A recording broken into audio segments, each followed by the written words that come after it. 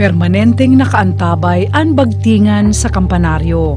An sa indang tanog, marka sa lambang momento sa buhay nin taho. Plegaria, repeke, agonia. Ini ang mga tanog nin kampana. Repeke ang bagting sa maugmang okasyon. Plegaria ang tanog kung igwanin lubong.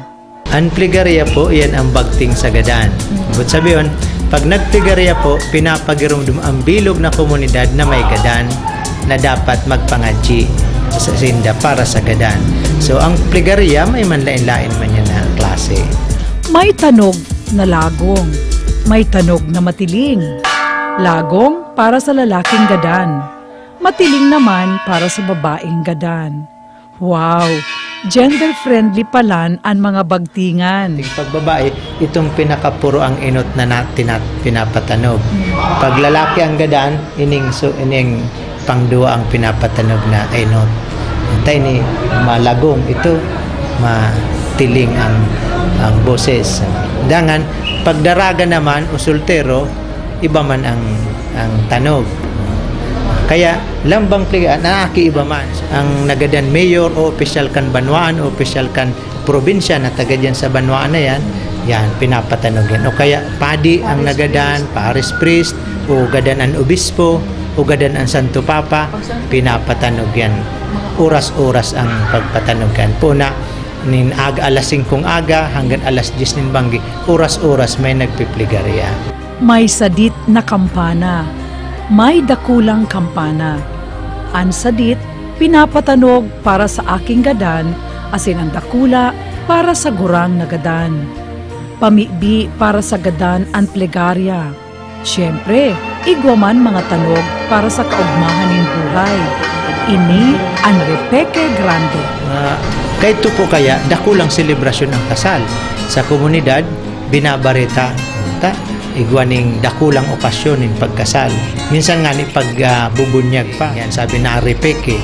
Pag piyesta, mga mahalagang piyesta, pinapatanog man ang kampana. Piyesta kan patron, piyesta kan pagkabuhay, piyesta kan Pasko, ang naripiki talaga yan. Ang Corpus Christi, naripiki. Yan ang mga mahalagang okasyon na pinapatanog ang kampana. Minsan po nga ni, gabos yan pinapatanog. May okasyon na ang pagkabuhay liwat, gabos yan pinapatanog ang mga kampana.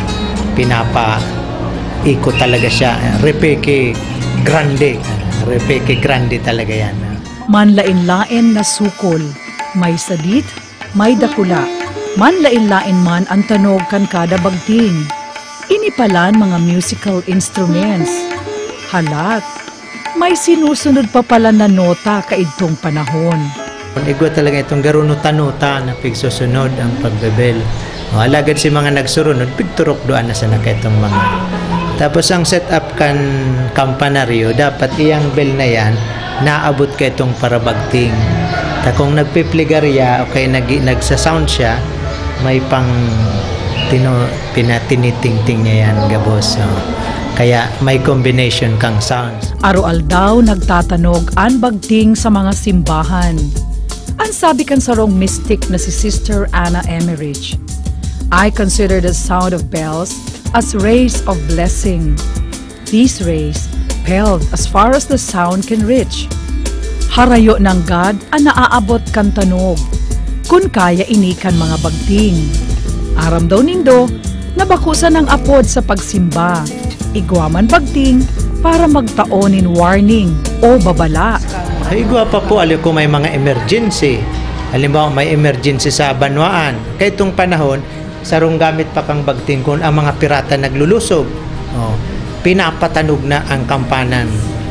Tuda-tuda. Pinawarningan ang mga tao.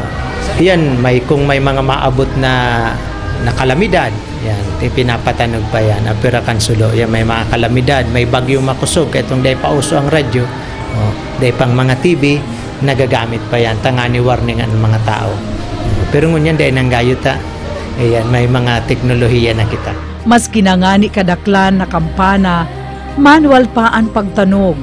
May technology naman para sa digital kampana. Nakaprogram na ang kampana para magbagting sa misa asin sa Angelus. Uya po ang sample na digital bell sa Peñafrancia Basilica.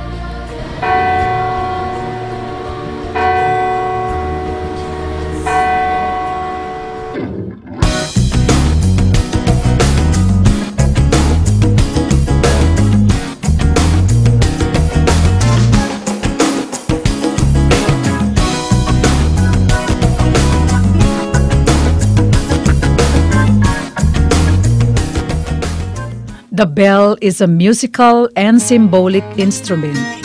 Ini permanenteng nakabitay sa mga kampanaryo. Iyo ini ang boses kan simbahan, asin ning kagurangnan.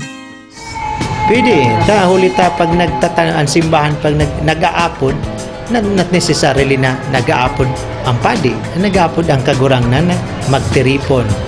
Taigwanin, selebrasyon. Tan selebrasyon mo, usually ang Eucharistia, ang kagurangnan. So siguro masasabi ta nagaruman sa na initingog ning kagurangnan. Permanente ang tanog kan mga kampana sa simbahan.